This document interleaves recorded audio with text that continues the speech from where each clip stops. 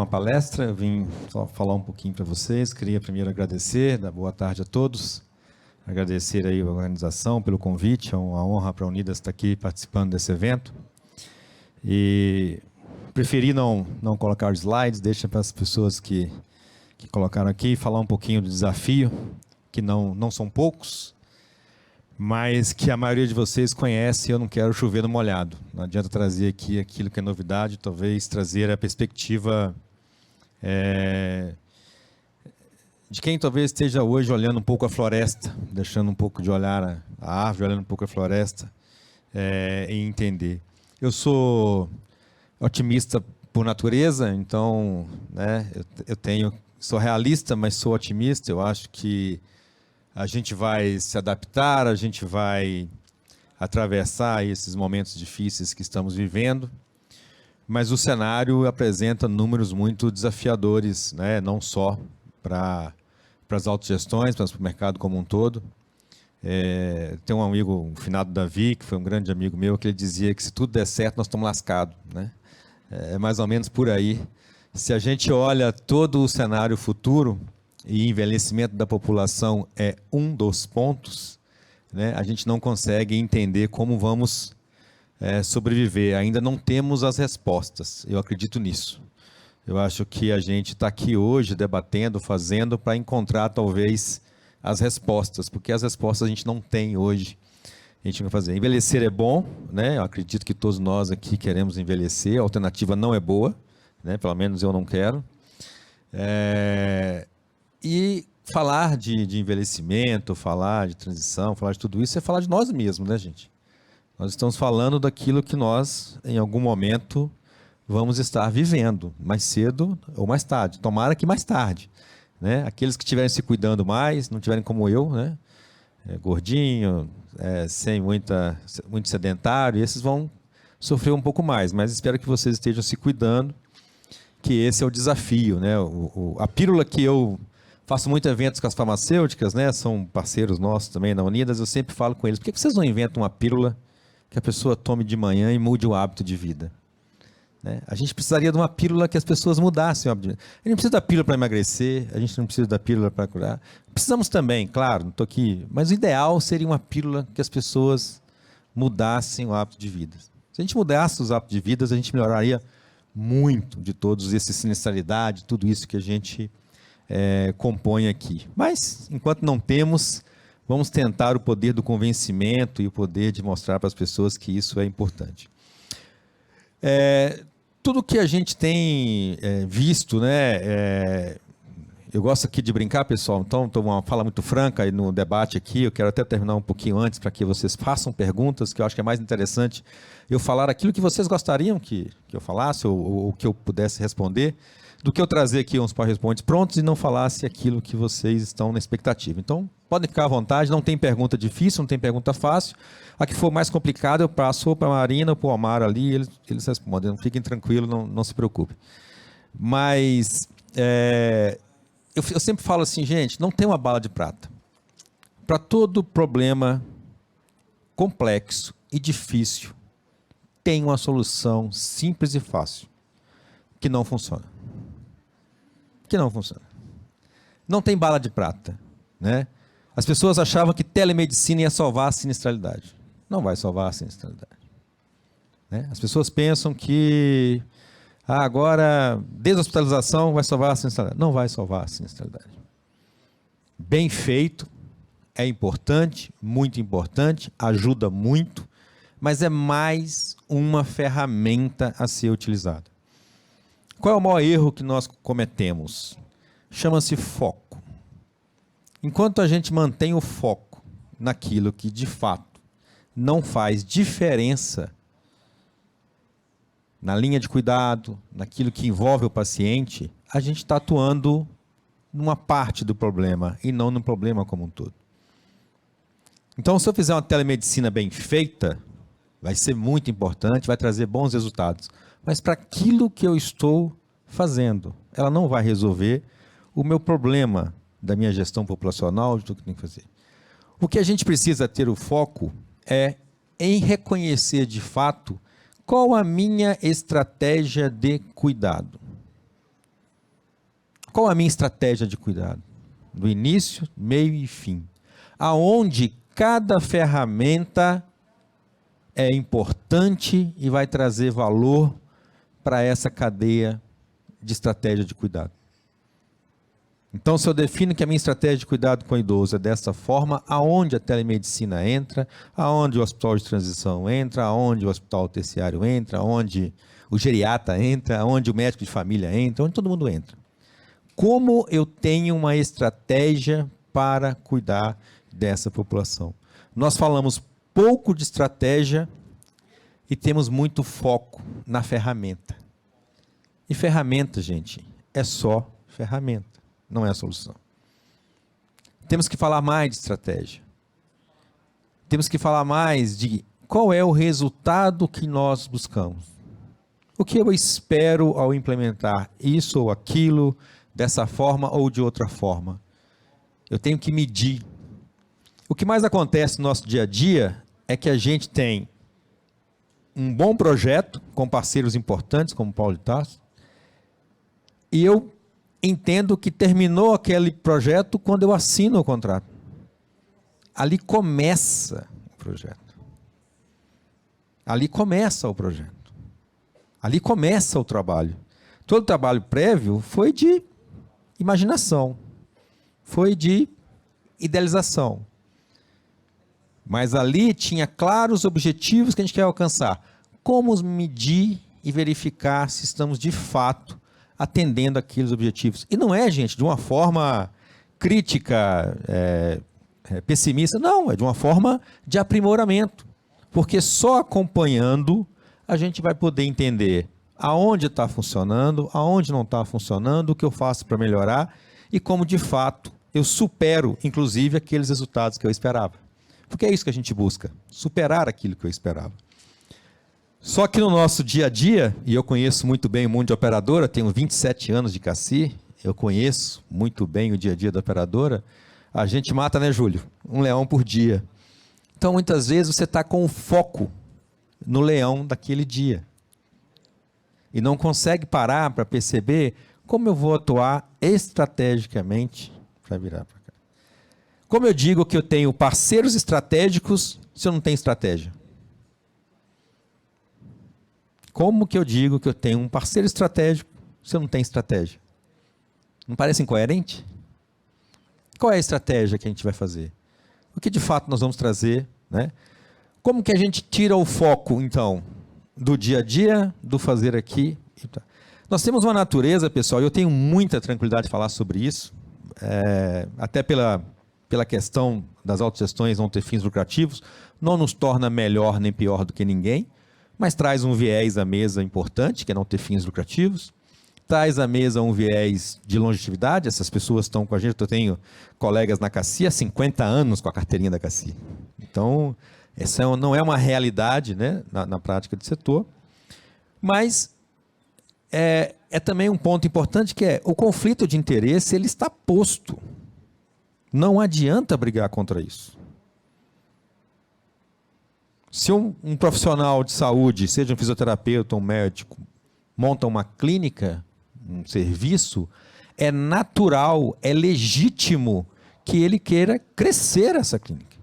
Faturar cada vez mais, ter mais pacientes, isso é natural de qualquer negócio. E a gente precisa desses negócios. Principalmente a autogestão, que tem uma capilaridade enorme. Eu falo que a CACI não é uma grande operadora, a CACI é um conjunto de pequenas operadoras. Não adianta eu vir falar com o Paulo de Tarso de 600 mil vidas, adianta eu falar das vidas que estão aqui na grande BH. Não adianta eu falar de... Não interessa a vida do Rio Grande do Sul da CACI. Não vai vir ser atendido no Paulo de Tarso. Então, nós somos um grande conjunto de pequenas operadoras. Como falar em verticalização? Impossível. Então, a gente precisa de serviços, bons serviços, serviços parceiros, né? Como a gente chama. A natureza da CACI vai ser assim. Só vai ficar de pé se tiver bom parceiros. Dificilmente vai conseguir verticalizar, talvez numa praça, numa coisa, se isso fosse um desejo. Ainda comete um erro, talvez, de mexer numa área que não sabe fazer. Então, é um outro ponto. Mas é legítimo, então, o interesse do prestador de crescer e de fazer. É legítimo o interesse do operador de gastar menos. Porque essa conta tem que ser repartida. Se tem uma fala que eu acho tão estranha quando eu leio um jornal, plano de saúde é obrigado a pagar tratamento para a doença tal. O plano de saúde não paga nada, cara pálida. Quem paga são as pessoas ou as empresas. E as empresas pagam pela hora de trabalho das pessoas, porque muito se perdeu o emprego, perde o plano. Então, quando o governo também tem que pagar, quem paga somos nós, através de imposto. Ninguém paga nada. O plano de saúde é um intermediário. É claro que quanto mais barato for o plano de saúde, mais ele vende, mais ele ganha. Óbvio, não vamos também tirar esse viés aqui, pelo amor de Deus, não somos ninguém ingênuo nessa sala. Mas não é o plano que paga, somos nós que pagamos. Então nós vivemos num conflito de interesse legítimo, não quero trazer aqui nem nada de...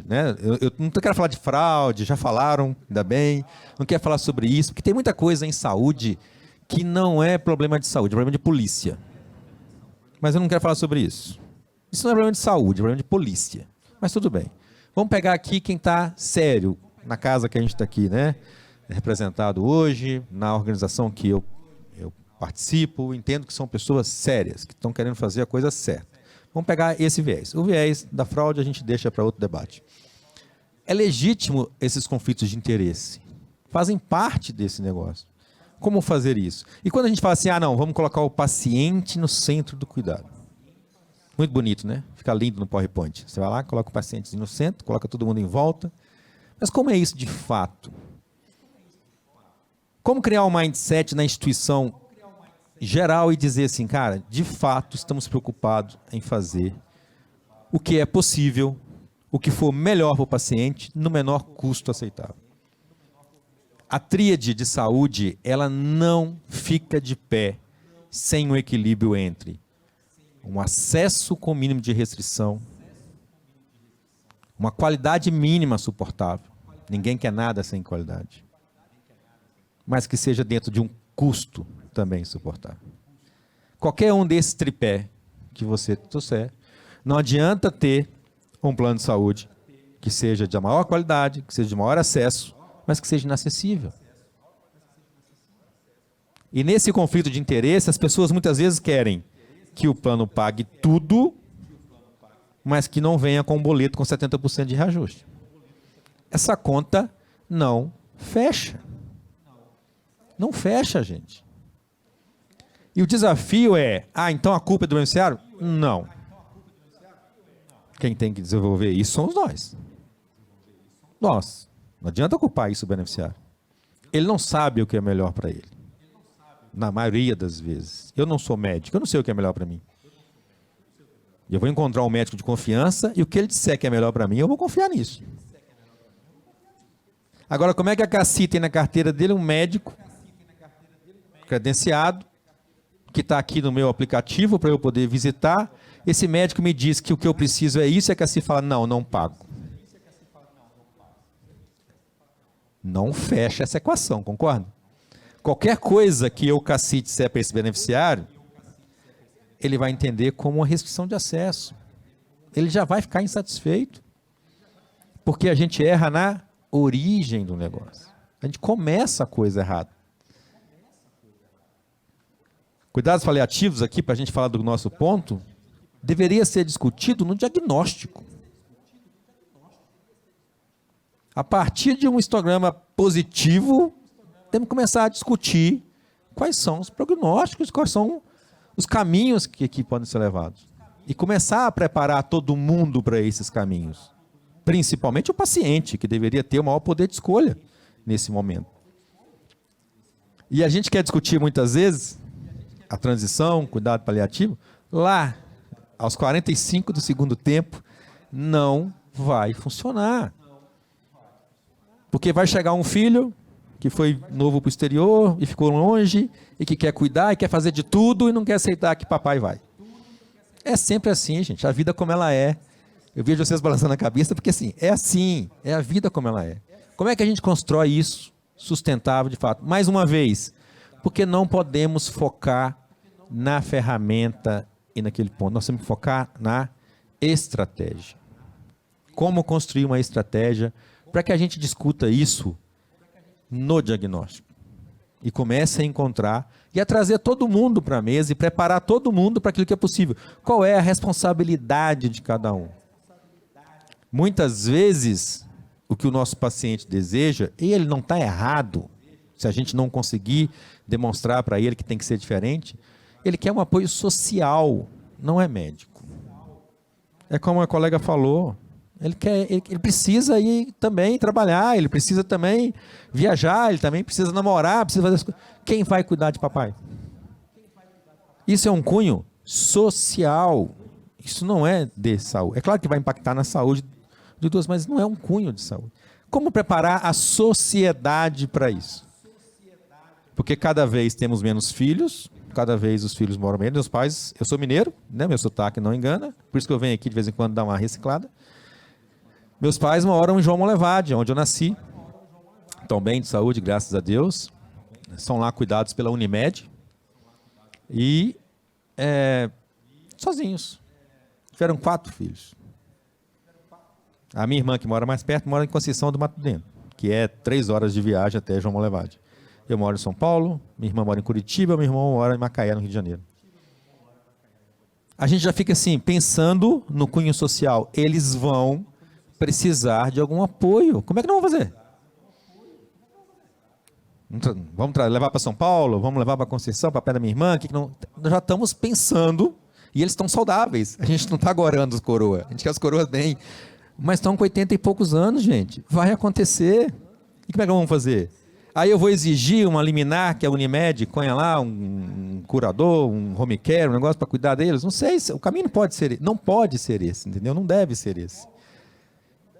Então, é muito difícil, dentro desses conflitos de interesse, a gente estabelecer estratégias que, de fato, coloquem isso à mesa de uma forma franca, transparente, honesta, entendendo que também temos responsabilidades. Eu falo isso com minhas operadoras filiadas à Unidas, meus colegas no mercado. Eu falo, gente, nós temos responsabilidades, e muitas responsabilidades. Não dá para fugir. Quando a gente tem uma rede credenciada, a gente terceiriza o atendimento, mas não terceiriza a responsabilidade. A responsabilidade do cuidado é da operadora. Essa é a nossa razão de existir. Não faz sentido, há 80 anos atrás, colegas do Banco do Brasil montar uma caixa de assistência para ter restrição de acesso. Imaginem. Não faz o menor sentido as pessoas se juntarem, formarem uma caixa de assistência para ter restrição de acesso. É o contrário. Foi criada para dar mais acesso, para dar mais conforto, dar mais qualidade de saúde. Agora, não está fácil. Não está fácil manter esse tamborete de pé, principalmente na parcela do custo.